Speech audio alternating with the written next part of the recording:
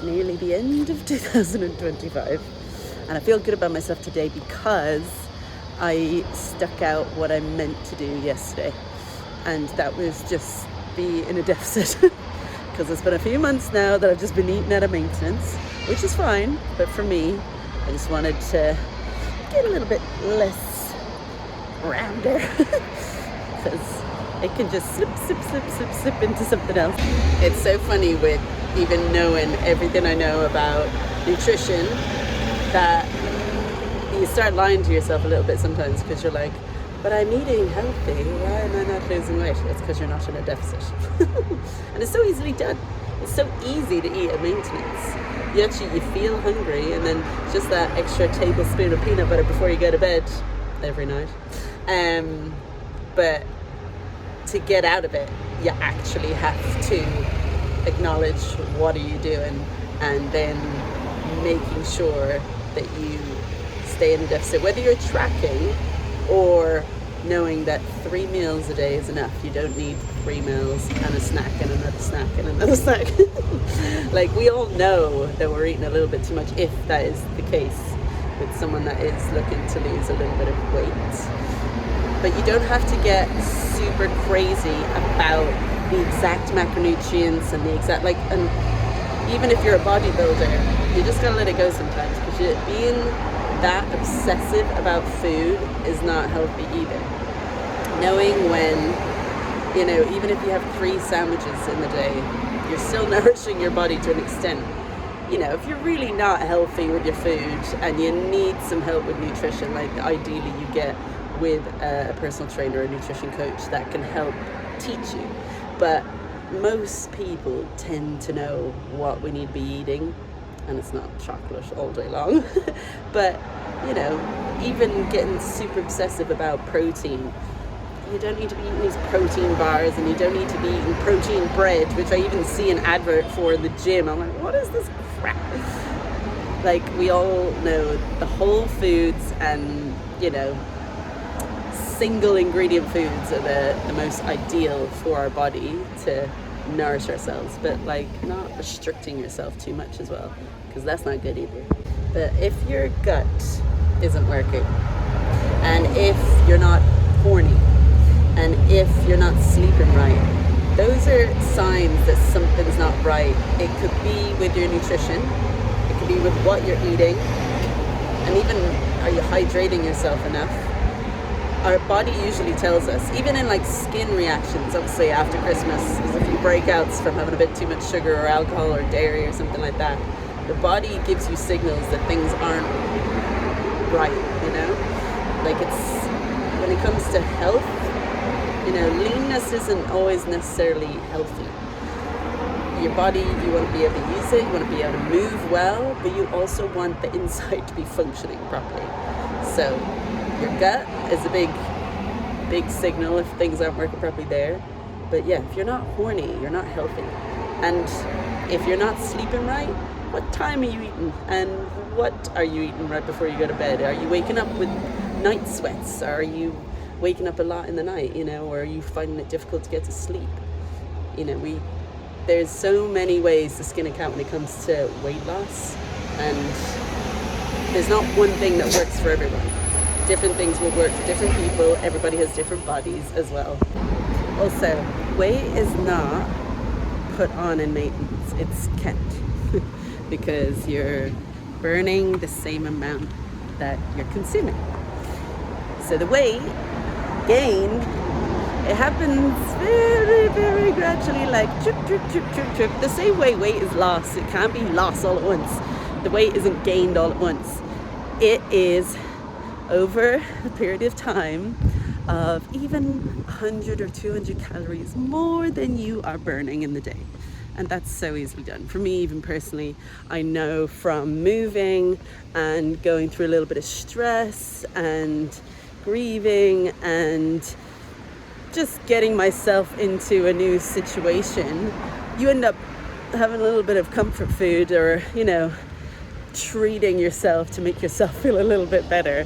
And then it can be gradually, even though I track and keep an eye on everything, I'm just watching. I'm like, yes, well, I see the weight gain happening here. But what I have done over the years is that I allow myself to have a 5 kg weight fluctuation within the year, because it suits the seasons normally, and it suits, I think, being a female dealing with hormones, and also because of my own past, why I even got into being a personal trainer in the first place, is that I struggled with eating disorders when I was younger. Really did not like myself at all, and punished myself, and just really it wasn't nice at all, and being so restrictive, and basically dealing with anorexia and bulimia and so many different things that eating disorders come with. It's a lot of self-hate, and by getting into personal training, learning about nutrition, learning about the body, learning to love my body through moving it and taking care of it, because your body is your home, I also found for me that if I allow myself to have a 5 kg window, it is just more realistic. So because I've had 2 summers this year, my body didn't know what was going on, but I'm at the highest point of my weight range that I allow myself to be, which means I'm comfortable to go into a little bit of a deficit for a while. I'm not in a deficit for the rest of my life. I'm picking 6 to 8 weeks of a gradual deficit, and I track my food. My Fitness Pal is very handy for that. There's also another app called Macro something, I don't know. But even if you're not tracking, monitor what you're eating if you are in a deficit, because we lie to ourselves as humans. And it's always easier to track, to know the exact amounts that you're putting in. And if you think, okay, I'm just going to track for 6 to 8 weeks, that can put you in a much more comfortable place. Like, the only reason I put myself into a deficit is to feel a bit more confident in my body and more comfortable, and it just changes the way I feel. Again, it's not for, I'm not a bodybuilder, I'm not looking to get on stage or anything like that. I think that's not ideal, really. It's not the healthiest thing that people can do. You might look great, but what that tends to do when you get in such an extreme deficit, and especially like leanness in females, you affect your body in other ways, like internally, your hormones get a bit messed up, and what it ends up doing most of the time is that you go back the other way. If you come down to such an extreme, you end up putting all the weight back on and a little bit more.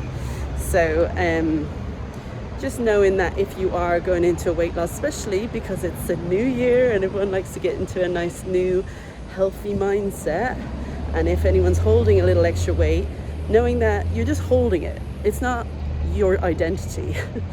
You're not fat, you are just holding fat, and we can get rid of it. But it takes time, and it takes being consistent, and it takes being intentional about it. It's not just going to fall off accidentally, and you don't need to over exercise yourself and like put yourself into a ridiculous like week of HIIT workouts and doing crazy stuff and taking on everything all at once, because what you need to do is create something that is sustainable, a sustainable lifestyle. That's why weight training is so ideal, because not only are you building muscle, you are creating a routine for yourself that you do 2 to 3 times a week, 3 to 4 times a week, whatever it is, and you turn up for yourself. So that builds your confidence anyway, that you're turning up for yourself. Then if you add a small deficit on top of that and you stick to it. Now, nothing can be perfect, but if majority of the time you are sticking to it and you're being honest with yourself, when you get like 7 days under your belt of being in a deficit, you feel so confident in yourself and you feel so good about yourself that you want to keep going. You don't want to give it up. But it's getting past the first 7 days that is usually the most challenging thing. So I'm in it. let's do it together. But I find just doing one day can give you such a lift that you're like, I can do this, I know how to do this. So get 2 days under your belt. Just focus on the very next step, right? You go to bed and you don't have the extra spoonful of peanut butter, and you're like, the next morning you're like, yeah, good about myself, I'm gonna do that again. And then you get 7 days under your belt and you're flying, and you're like, right, let's get 2 weeks under my belt. You're gonna feel amazing. Get 3 weeks under your belt, you're like, right, that's 21 days, that's a habit, it's gonna be much easier to stick to now. So